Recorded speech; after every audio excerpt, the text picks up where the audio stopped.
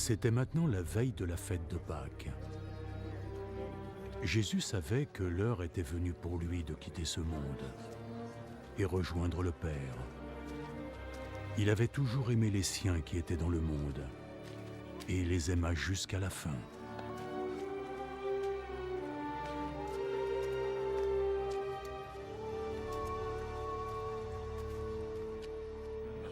Jésus et ses disciples étaient en train de dîner.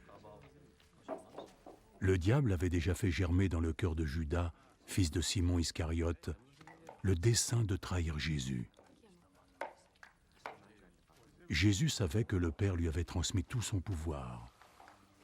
Il savait qu'il était venu de Dieu et qu'il retournerait à Dieu.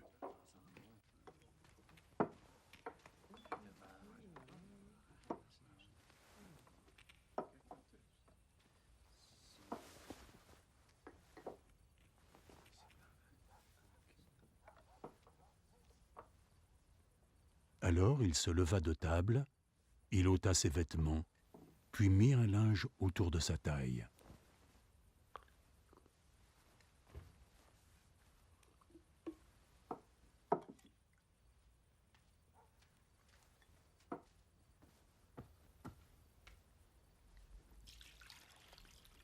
Ensuite, il versa de l'eau dans une bassine et commença à laver les pieds de ses disciples, puis à les essuyer avec le linge dont il était saint.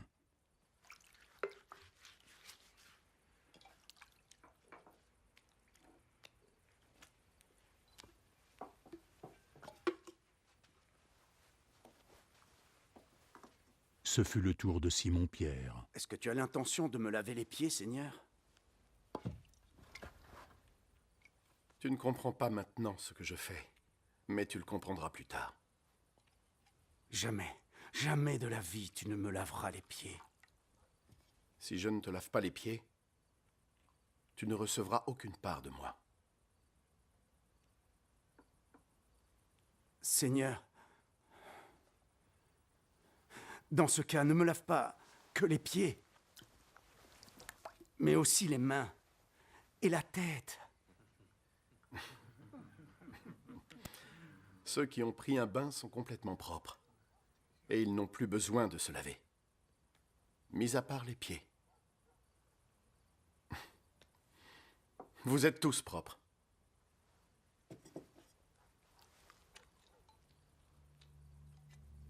Tous sauf un. Jésus savait déjà qui allait le trahir. C'est pourquoi il dit « Vous êtes tous propres, sauf un ».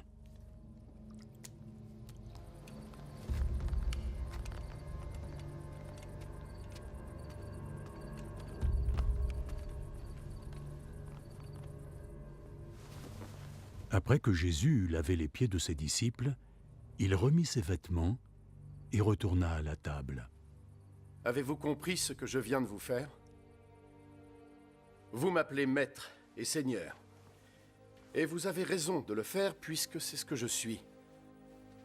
Moi, votre Seigneur et Maître, je viens de vous laver les pieds. Donc vous devez aussi vous laver les pieds les uns aux autres. Je vous ai donné un exemple, afin que vous agissiez comme je l'ai fait pour vous. En vérité, je vous le dis, un serviteur n'est pas plus grand que son maître, et un messager pas plus grand que celui qui l'a envoyé. Maintenant que vous savez cela, vous serez heureux de mettre cette vérité en pratique.